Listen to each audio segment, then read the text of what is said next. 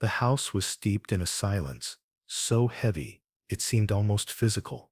It pressed against the walls, seeped into the corners, and filled every crevice with a stillness that was both suffocating and reflective. No laughter, no chatter, no footsteps echoed through the halls. Once, this house had been alive, vibrant with the energy of children's voices, the click of little shoes on the wooden floor, the giggles that erupted from room to room, the squeaks of toys, and the rustle of small hands grasping at fleeting treasures. Now the only sound came from the faint whisper of wind brushing against the windows, as if the house itself had been left behind by time and memory. In the corner of the living room sat an elderly woman in a worn rocking chair. The wood creaked with each gentle sway, the soft noise echoing like a lonely heartbeat. Her hair, snow white and soft, tumbled over her shoulders in thin, delicate waves, contrasting with the deep lines carved into her face, the unmistakable map of decades lived in toil and care. Her hands, gnarled and lined, rested quietly on her lap, veins visible beneath the thin skin, knuckles twisted slightly from years of lifting, cleaning, cooking, comforting. Her eyes, clouded with the haze of age, but still sharp enough to notice the smallest movements, stared out of the window. Yet her mind wandered far beyond the confines of the dimly lit room, beyond the walls that had held generations of laughter, discipline, and love. Her life had been one of relentless devotion, countless sleepless nights, uncounted sacrifices, hunger, endured silently, to ensure her children would eat, clothes preserved for them while she went without. All of it had shaped her existence. Each scraped knee, each feverish night, every tear her children shed, had been met with patience and compassion. And yet, as years passed, the children had grown. They had built their own worlds, their own families, and in their eyes, she had transformed from a figure of love and guidance to a mere burden, someone whose very presence now complicated their lives. She drew a deep, weary breath, a sound almost lost in the heavy stillness around her. Memories rose unbidden. The first hesitant steps of her son, the soft laughter as he stumbled and fell into her arms, the gentle murmurs of her daughter learning to speak, the tiny hands she had clasped in hers for guidance and protection, the meticulous braiding of her daughter's hair, and the stray curls that would escape despite her careful hands, the sound of prayers whispered together at the dinner table, the innocent disputes resolved with soft admonishments, the warm embrace at bedtime. All these moments were etched into her heart like permanent engravings. To her, they were vivid, immediate, and achingly close, though decades had passed since those early days. But the vibrant life that once filled the house had faded. Her children were now adults, absorbed in their responsibilities, ambitions, and distractions. She remained, alone in the quiet echo of her own existence. Her heart, however, remained unchanged, steadfast in the love and devotion that had defined her entire life. Closing her eyes, she whispered a prayer, a soft plea to the heavens. Grant me patience, O Lord. Give me the strength to endure the indifference of my children, to bear the loneliness that now settles around me like a thick, unyielding fog. Let me find peace, even when I am unseen, unheard, and unappreciated. The rocking chair shifted beneath her weight, the faint creak like a sigh of acknowledgement from the house itself. Outside, the branches of the old oak tree scraped against the window pane, casting moving shadows that danced across the floor in the dim light. She could hear the faintest sounds of the street beyond, the distant barking of a dog, the hum of a car, the soft murmur of people passing. Each noise reminded her that life continued outside, vibrant and alive, while inside, she remained suspended in quiet contemplation. She thought of the past with both warmth and sorrow. How many times had she stayed awake, rocking a fevered child in her arms, until sleep finally came. How many meals had gone uneaten, so that her children could eat their fill?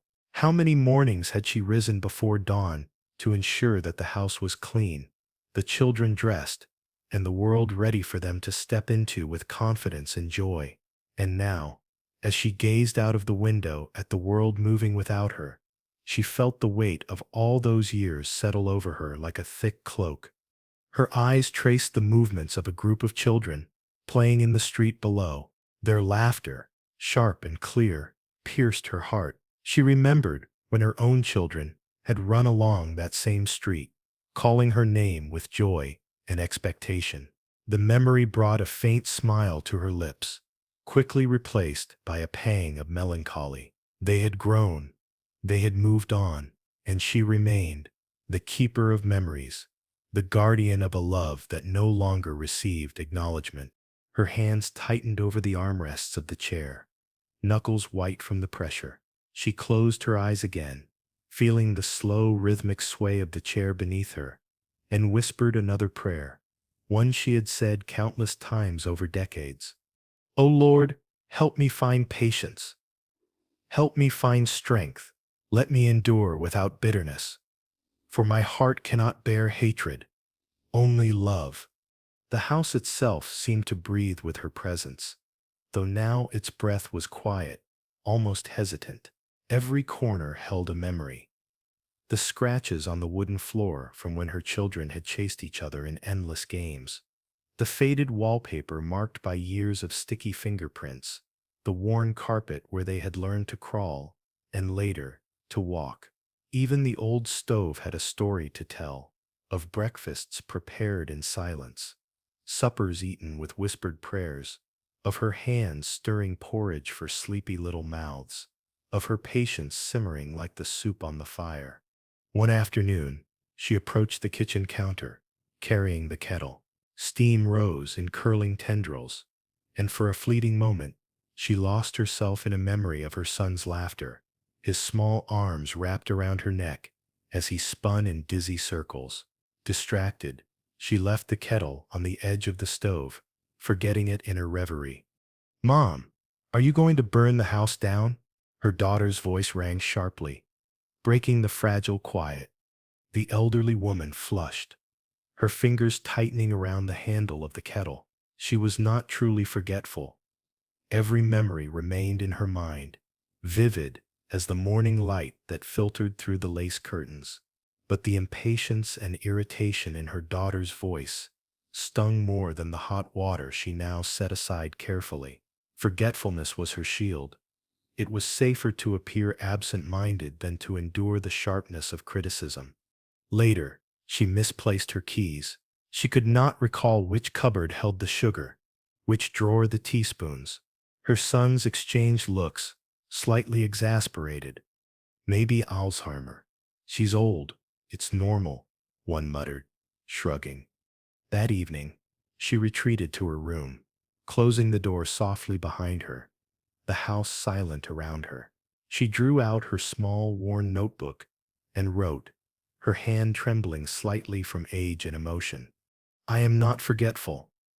I only pretend to forget to protect my heart from words that wound. Each impatient word cuts like a knife. I cannot allow myself to bleed unnecessarily." She paused, her pen hovering over the page, and let her gaze wander to the window. The garden outside was bathed in soft orange light from the setting sun. She could see the shadows of the trees stretch across the lawn, children in the street running and laughing, unaware of the quiet woman who had once guided their every step.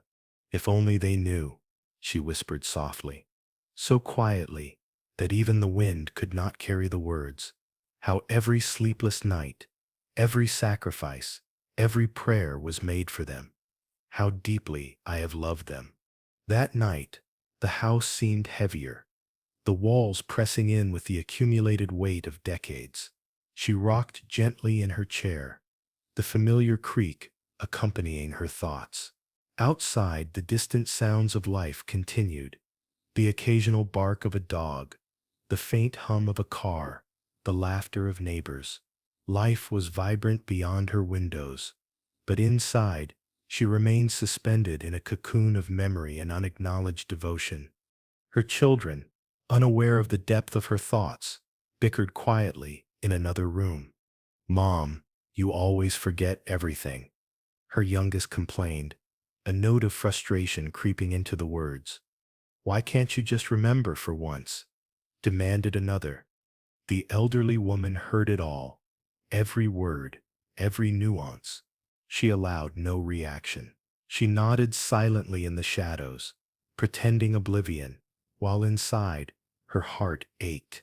To hear would be to respond, and to respond would be to confront the hurt she had chosen to shield herself from. She wrote again in her notebook, her hand moving faster now, the words tumbling onto the page in a quiet torrent. "I hear everything. I see everything, but I pretend not to preserve what little peace remains. I do not wish to witness anger, frustration, or disappointment. I will endure silently, as I always have." The house exhaled, as if in sympathy.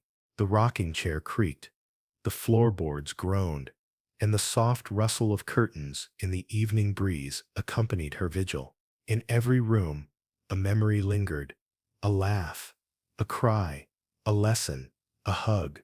The house was alive with echoes of her love and care, yet silent, because the world she had nurtured had moved on without noticing. The days began to blur into one another. Sunlight crept through the lace curtains in the morning, spilling onto the worn carpet where countless footprints from her children's childhoods had once pressed. But now, the only movement came from the elderly woman herself, moving slowly and deliberately, her hands tracing the edges of furniture she had polished and arranged hundreds of times before. Her children had grown impatient with her forgetfulness, each day bringing sharper words, louder voices, and rising tensions. They did not understand that she was not truly forgetful, nor blind, nor deaf, but she had chosen roles to shield herself from their hurt. One afternoon, in the kitchen, her son shouted from the doorway, "Mom, can't you hear anything? I've been calling you for minutes." The elderly woman froze, her hands still on the countertop, her ears straining. She heard everything, every word, every frustration, every hidden irritation. But she did not respond. She did not even turn her head. To react would mean to engage, and engaging would open a floodgate of hurt she was not ready to confront. Her daughter Sip's voice cut in sharply, trembling with impatience. "Why do you always ignore us? Are you deaf or something?" The woman's lips pressed together. Inside, her heart ached at the harshness of their tone. They could not see the effort it took to endure their anger silently, the quiet strength it took to protect herself from being wounded repeatedly. That evening, after the commotion had faded, she retreated to her small, quiet room. She took out her notebook, her fingers brushing the worn leather cover lovingly. Her pen hovered over the page before she began to write, each word deliberate, each line a release of emotion she could not voice aloud. "I hear everything. I have heard every word, every frustration, every raised voice. I have chosen not to respond, not because I cannot, but because my heart cannot endure the pain of your anger. You shout to make yourselves heard, yet fail to see the love that remains in silence." She paused and looked out the window. The evening sky was tinged with orange and pink hues, the silhouettes of trees swaying gently in the breeze. The shadows danced across the floor, reminding her of the playful figures her children had once been. How quickly they had grown, how quickly they had forgotten the patience and care she had shown them. Her son stomped into the room, muttering angrily, "She sets acting deaf. I've been yelling for nothing." Her daughter added, exasperated, "We can get through to her anymore. It sits like talking to a wall." The elderly woman allowed a faint, almost imperceptible sigh to escape her lips. She did not defend herself. She did not explain. Words would have been useless. She had already chosen her silence, her shield. Returning to her chair by the window, she opened the notebook once again and wrote, "Silence is my refuge. Your voices, sharp with impatience, pierce my heart. I have no words left to defend myself, no energy to argue. I endure because love endures, even when unrecognized." The house seemed to respond to her presence. The floorboards creaked softly as she shifted. The curtains rustled in the faint evening breeze, and the shadows of the furniture stretched long across the walls. Everything in the room seemed to echo her thoughts, reflecting the years of sacrifice, the decades of silent devotion. Even as her children argued and shouted in another room, she remained calm, her heart quietly carrying the burden of decades of patience. She was deaf to their anger by choice, but not to their needs. She understood their frustrations, their expectations, their impatience, and she bore it all, silently, gracefully, because that was what love required. Later that night, after the voices had died down, and the house was quiet once more, she reflected in her notebook, "I am not deaf.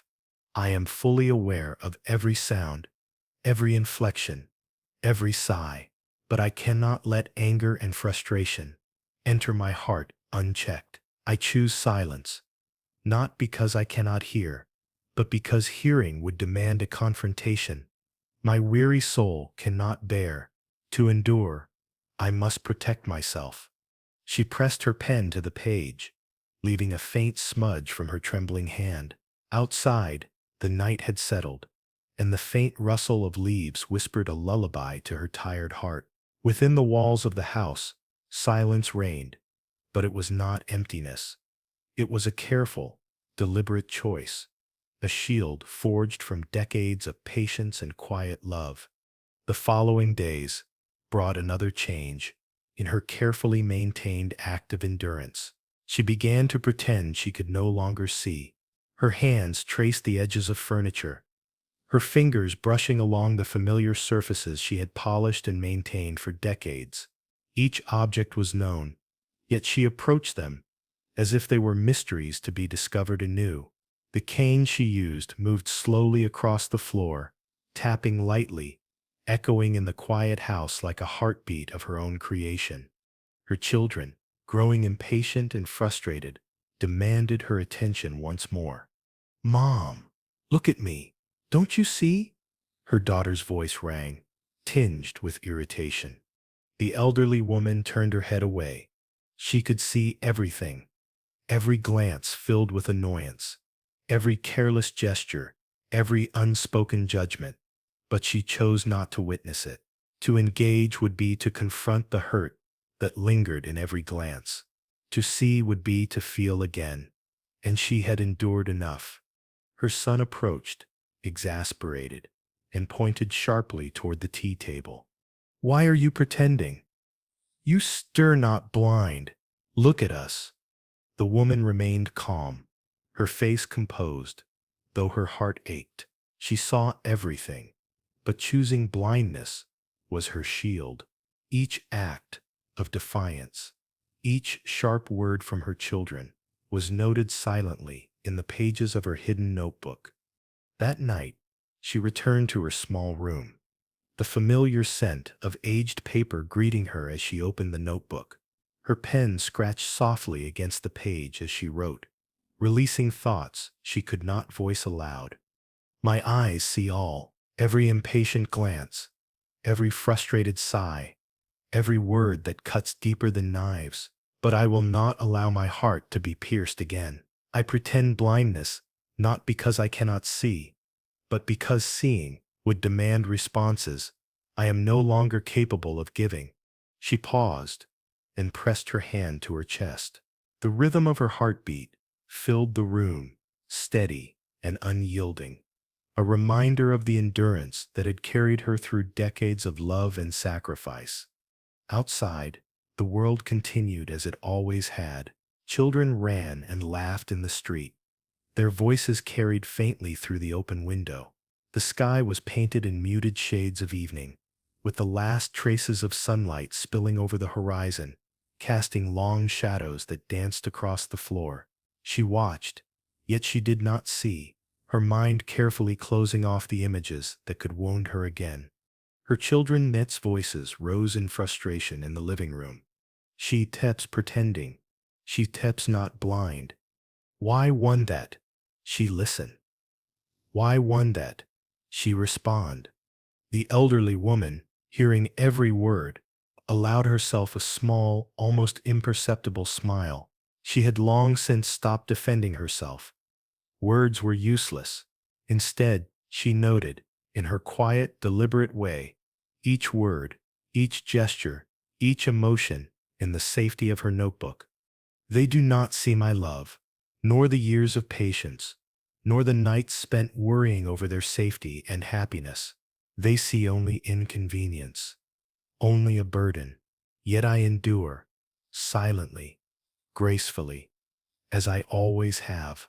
Even as her children's frustration mounted, she remained composed, seated by the window, tracing the patterns in the fading light with her eyes and her fingers. She remembered the days when their young eyes looked to her with trust, when their tiny hands reached for hers, seeking comfort. She remembered their first steps, their first words, the first time they ran to her in joy or fear.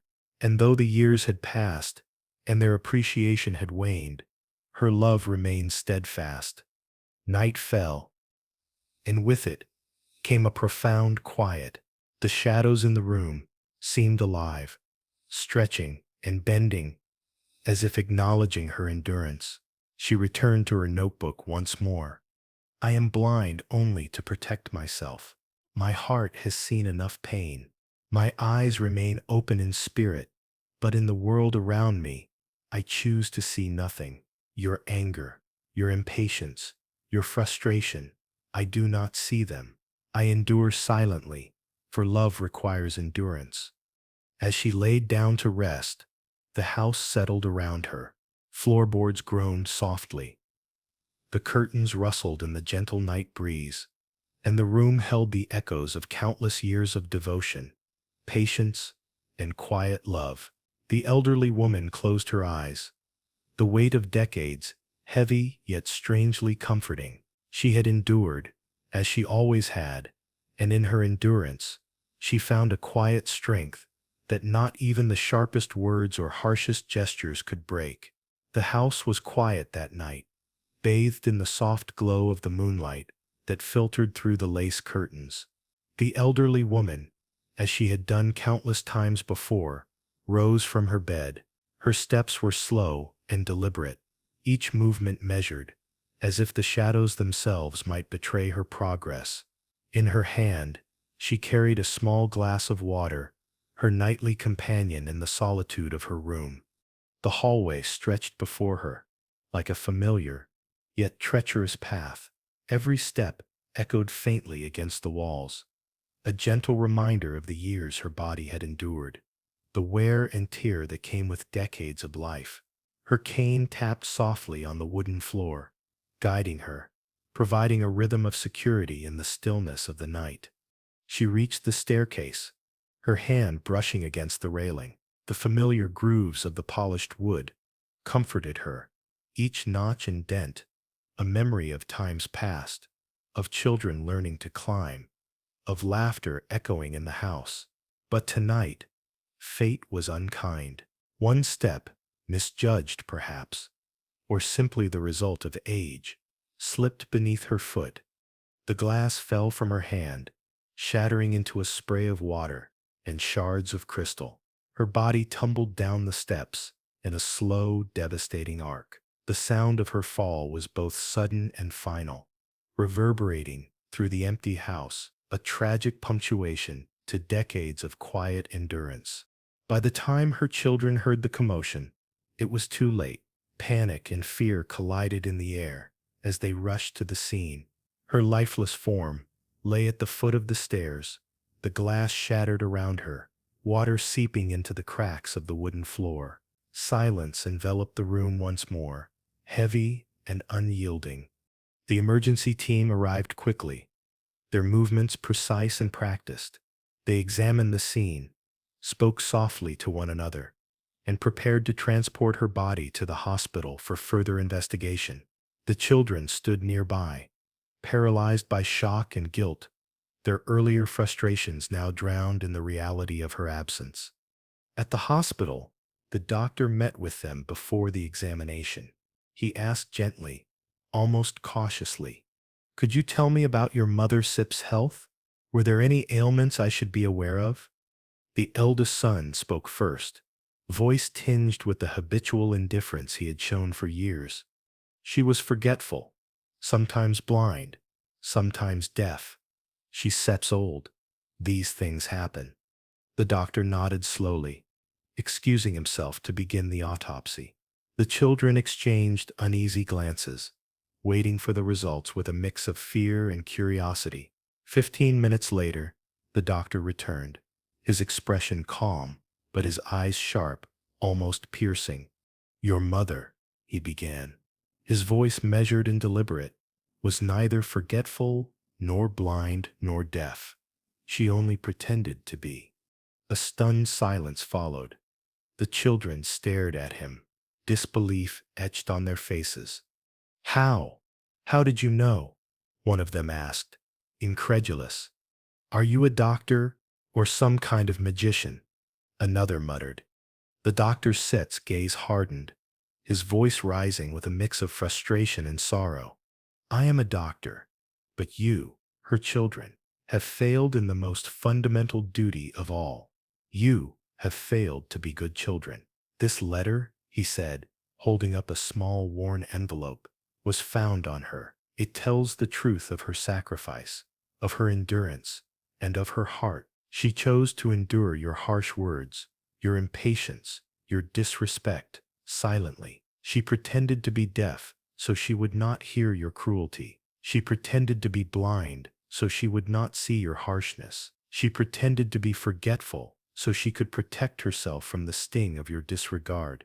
All for wid." The children looked down, shame washing over them. The doctor continued, his voice firm yet tinged with sorrow. "Your mother's greatest acts were unseen by you. The real blindness, deafness, and forgetfulness were yours. You forgot her sacrifices. You ignored her love, and yet she endured, silently, until her very last breath. She played roles you could not comprehend, so that her heart could survive in a world that offered her little acknowledgement." The house, now empty of her presence, seemed to sigh in quiet agreement. The shadows stretched across the floorboards, the walls echoing decades of devotion, patience, and silent love. The children, confronted by the truth, felt the crushing weight of remorse. The doctor placed the letter in their hands. They unfolded it slowly, reading the careful, trembling handwriting. "I have endured. I have forgiven. I have loved, even when unappreciated. I chose silence. I chose blindness. I chose deafness to shield my heart. You, my children, have failed to see, to hear, to remember. Yet I have loved you still." Tears fell freely as the words sank in. The children, now painfully aware of the depth of her sacrifice, wished desperately to turn back time, to acknowledge her love, to speak the words they had failed to say while she was alive. But the moment had passed. Her life, spent in quiet endurance and selfless devotion, had ended. And yet her legacy remained, written in that small notebook, in the broken glass on the floor, in the memories that her children could no longer ignore. The house was silent once more, but now it carried a weight of remembrance, a reminder of love, patience, sacrifice, and the quiet strength of a woman who had given everything, yet asked for nothing.